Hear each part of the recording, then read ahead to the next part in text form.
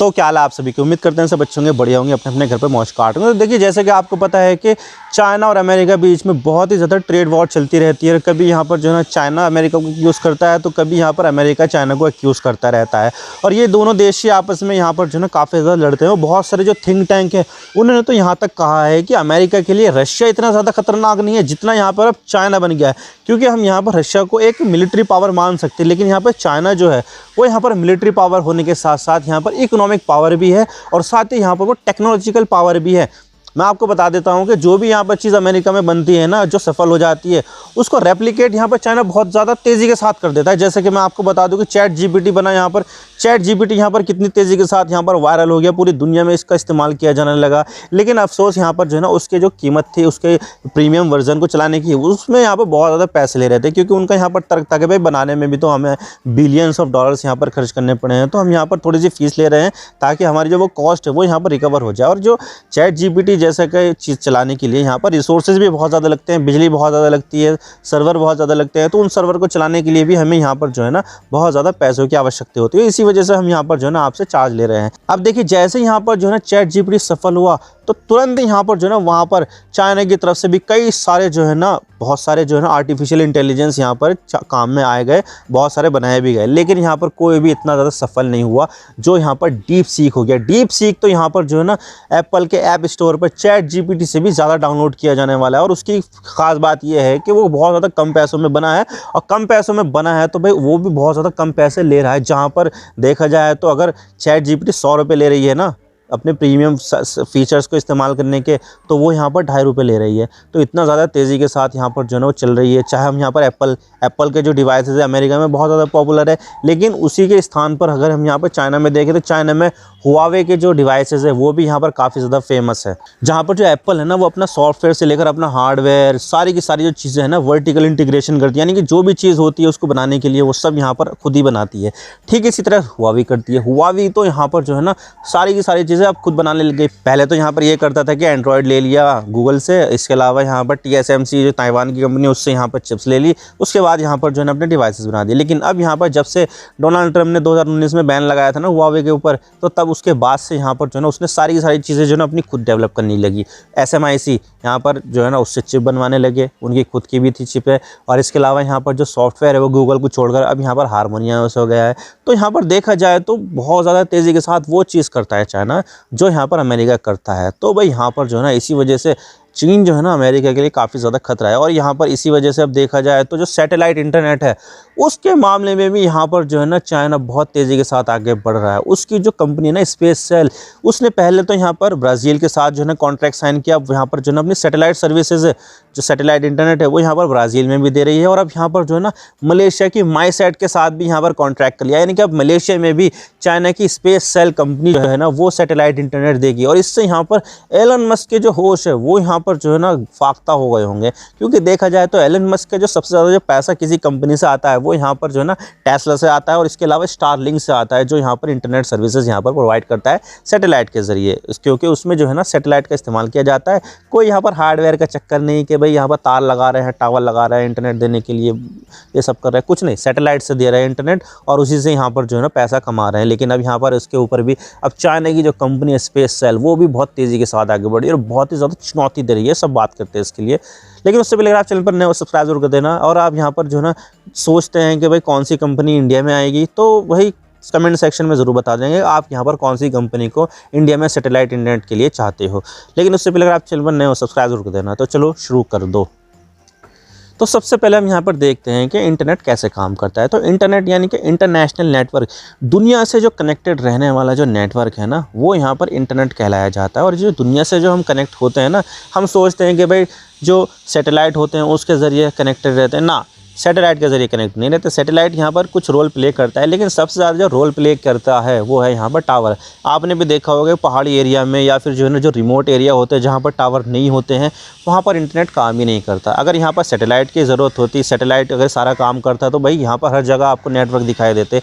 लेकिन यहाँ पर जहाँ पर टावर नहीं होता है वहाँ पर आपको नेटवर्क भी देखने को नहीं मिलते हैं। तो जो टावर होते हैं सबसे बड़ा रोल प्ले करते हैं कनेक्टिविटी देने के लिए। और ये जो टावर होते हैं वो यहाँ पर ऐसे नहीं कि टावर भी सीधा सैटेलाइट से कनेक्ट होते हैं, नहीं, जो टावर होते हैं वो यहाँ पर जो है ना अंडरग्राउंड केबल के ज़रिए जो है ना एक इंटरनेट केबल से जुड़े हुए होते हैं फाइबर ऑप्टिक के ज़रिए। और फाइबर ऑप्टिक यहाँ पर जुड़ा हुआ होता है अंडर सी केबल के ज़रिए, और अंडर सी केबल यहाँ पर पूरी दुनिया में बिछा हुआ होता है, और उसी से यहाँ पर पूरी दुनिया में इंटरनेट की कनेक्टिविटी है वो दी जाती है। चाहे वो लोकल ऑपरेटर ब्रॉडबैंड भी जो है ना वो भी यहाँ पर फाइबर ऑप्टिक से ही जुड़ा हुआ होता है, यानी कि जो हम यहाँ पर वाईफाई इस्तेमाल करते हैं वो भी तार के ज़रिए दिए जाते हैं, लेकिन हम जो मोबाइल इंटरनेट इस्तेमाल करते हैं वो यहाँ पर हमें टावर के ज़रिए मिलता है, लेकिन वो भी जुड़ा हुआ होता है तार से ही। तो यहाँ पर दुनिया में जो इंटरनेट प्रोवाइड किया जाता है वो तारों के ज़रिए ही किया जाता है। लेकिन यहाँ पर जो कॉन्सेप्ट है सैटेलाइट इंटरनेट वो यहाँ पर थोड़ा सा डिफरेंट है, और वो यहाँ पर ये करता है कि जो इंटरनेट होता है वो यहाँ पर डायरेक्टली एक रिसीवर, जो एक छतरी वगैरह जो होती है ना, हमारे घर पे भी छत पर लगी हुई है,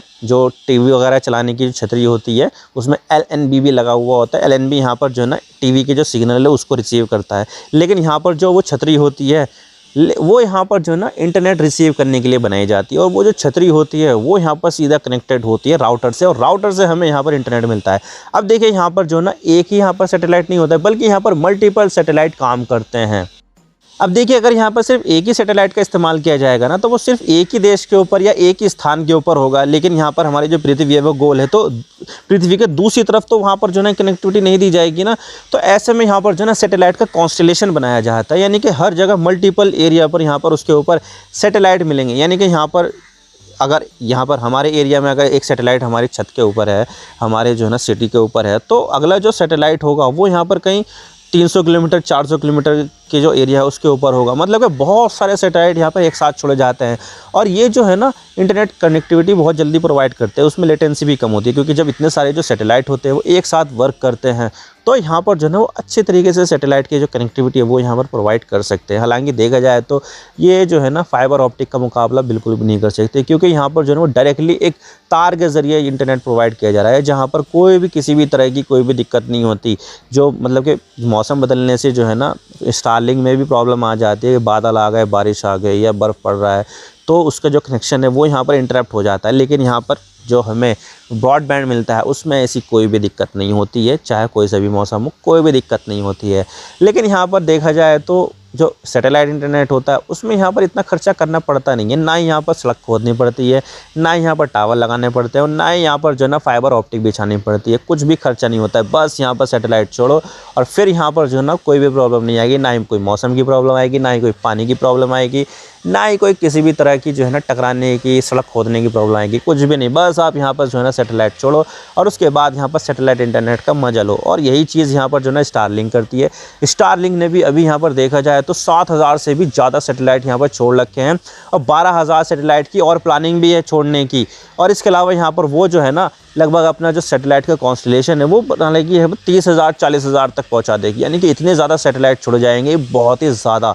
और इसी चीज़ से यहाँ पर जो है ना बहुत ज़्यादा कचरा भी बहुत ज़्यादा बढ़ जाएगा सैटेलाइट से, क्योंकि स्पेस में भी यहाँ पर हम कचरा कर रहे हैं। तो इससे यहाँ पर जो नए सैटेलाइट होते हैं जो और ज़्यादा इंपॉर्टेंट हो सकते हैं वो उसको कहीं ना कहीं खतरा हो जाएगा, क्योंकि वो तो ऐसे ही घूम रहे हैं, तैर रहे हैं, नीचे तो गिरेंगे नहीं, क्योंकि वो स्पेस में है जहाँ पर वैक्यूम होता है। तो भाई वो ऐसे ही घूमते रहते हैं, और अगर यहाँ पर कोई सा दूसरे सैटेलाइट से टकरा गया तो वो सैटेलाइट भी यहाँ पर बर्बाद।